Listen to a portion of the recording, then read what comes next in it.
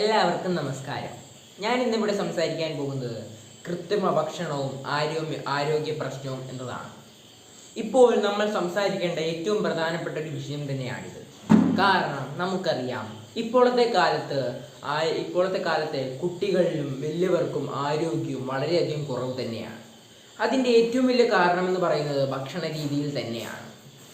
പക്ഷേങ്കിൽ നമ്മൾ ഒന്ന് പുറകോട്ട് പോയി നോക്കുകയാണെങ്കിൽ, പണ്ടത്തെ കാലത്ത് എല്ലാവരും സ്വന്തം കൃഷി ചെയ്തും സ്വന്തം ഉൽപ്പാദിപ്പിച്ച ഭക്ഷണം കഴിക്കുന്നതുകൊണ്ട് അവർക്ക് അധികം രോഗമൊന്നും വരാറില്ല. അതുകൊണ്ട് അവർ അധികകാലം ജീവിച്ചിരുന്നിട്ടുമുണ്ട്. പക്ഷേങ്കിൽ ഇപ്പോഴത്തെ നമുക്കറിയാം, മരിക്കുന്നവരുടെ എണ്ണം എടുത്തു നോക്കുകയാണെങ്കിൽ 67 65 വയസ്സുള്ളവരൊക്കെയാണ് ഇപ്പോൾ മരിക്കുന്നത്. പക്ഷേങ്കിൽ പണ്ടത്തെ കാലത്തായിരുന്നുവെങ്കിൽ 100 105 110 ഒക്കെ പോയിരുന്ന ഒരു കാലമുണ്ടായിരുന്നു നമ്മുടെ കേരളത്തിൽ തന്നെ. പക്ഷേങ്കിൽ ഇപ്പോൾ അത് ചുരുങ്ങാൻ വേണ്ടിയുള്ളൊരു കാരണം എന്ന് പറയുന്നത് നമ്മുടെ ഭക്ഷണത്തിൻ്റെയും അതുപോലെ തന്നെ യോഗ ചെയ്യാത്തതിൻ്റെയും കാരണങ്ങൾ കൊണ്ട് തന്നെയാണ്. പക്ഷേങ്കിൽ ഏറ്റവും കൂടുതൽ പ്രശ്നം വരുത്തുന്നത് ഭക്ഷണത്തിൻ്റെ കാര്യത്തിൽ തന്നെയാണ്. ഇപ്പോൾ നമ്മൾ നോക്കുകയാണെങ്കിൽ തന്നെ വൈകുന്നേരം ഒരു 4-5 മണിയാകുമ്പോഴേക്കും നമുക്ക് കാണാൻ കഴിയും, ഫാസ്റ്റ് ഫുഡ് സ്റ്റോറുകളിൽ വളരെയധികം തിരക്ക് നമുക്ക് കാണാൻ കഴിയും. അത് തന്നെ നമുക്ക് വലിയൊരു ഉദാഹരണമാക്കി എടുക്കാം. കാരണം ഇപ്പോൾ എല്ലാവർക്കും വായ്ക്ക് രുചിയുള്ളത് മാത്രം കഴിക്കാനാണ് താല്പര്യപ്പെടുന്നത്. പക്ഷേങ്കിൽ അത് വായ്ക്ക് രുചി മാത്രമേ നൽകുന്നുള്ളൂ. അത് നമ്മുടെ ഉള്ളിലോട്ട് ഇറങ്ങുകയാണെങ്കിൽ നമ്മുടെ ശരീരത്തിന് മുഴുവൻ ദോഷം മാത്രമേ അത് വരുത്തുന്നുള്ളൂ എന്ന് നമ്മൾ ആരും ചിന്തിക്കുന്നില്ല. അപ്പോൾ നമുക്ക് ഇത് എവിടുന്നൊക്കെയാണ് പ്രശ്നം ഉണ്ടാകുന്നത് വെച്ചാൽ, നമുക്കറിയാം, ഇപ്പോൾ കൂൾ ഡ്രിങ്ക്സുകൾ ഇപ്പോൾ എല്ലായിടത്തും ഉള്ളത് തന്നെയാണ്. കൂൾ ഡ്രിങ്ക്സുകൾ വിവിധ നിറങ്ങളിൽ, കളറുകളിൽ, അതുപോലെ തന്നെ വിവിധ ടേസ്റ്റുകളിൽ എല്ലാം ഉണ്ടാകുമ്പോൾ എല്ലാവർക്കും ഒരു കൗതുകം ഉണ്ടാവും. ഈ ടേസ്റ്റുള്ളതും ഈ കളറും ഞാൻ ഇതുവരെ കുടിച്ചിട്ടില്ല, അപ്പോൾ അത് കുടിച്ചാൽ നല്ല ടേസ്റ്റ് ഉണ്ടാകുമെന്നൊക്കെ വിചാരിച്ച് അത് മേടിച്ച് കുടിക്കുകയൊക്കെ ചെയ്യുന്നു. പക്ഷേങ്കിൽ അത് വളരെയധികം കൃത്രിമമായി ഉണ്ടാക്കിയ ഒരു പാനീയമാണ്. അതിനു പകരം നമ്മൾ സാധാരണ വെള്ളം മേടിച്ച് കുടിക്കുകയാണെങ്കിൽ നമുക്കൊരു പ്രശ്നവും ഉണ്ടാകുകയില്ല. അതുപോലെ തന്നെ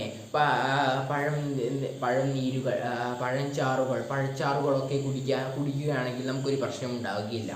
പക്ഷേങ്കിൽ കടയിൽ നിന്നൊക്കെ നമ്മൾ പല ജ്യൂസുകളും കുടിക്കുന്നുണ്ടല്ലോ, മാംഗോ ജ്യൂസ് അങ്ങനെ പല ജ്യൂസുകളും കുടിക്കുന്നുണ്ടല്ലോ. അപ്പോൾ അതിലൊക്കെ അമിതമായ മധുരം ചേർക്കുന്നുണ്ടാവും. അതുപോലെ തന്നെ ഇപ്പോൾ നമ്മൾ കാണാറുള്ളതാണ്, ഇപ്പോൾ മാങ്ങ ജ്യൂസ് എന്ന് നമുക്ക് ഒരു ബോട്ടിലാക്കി വരുന്നുണ്ടല്ലോ.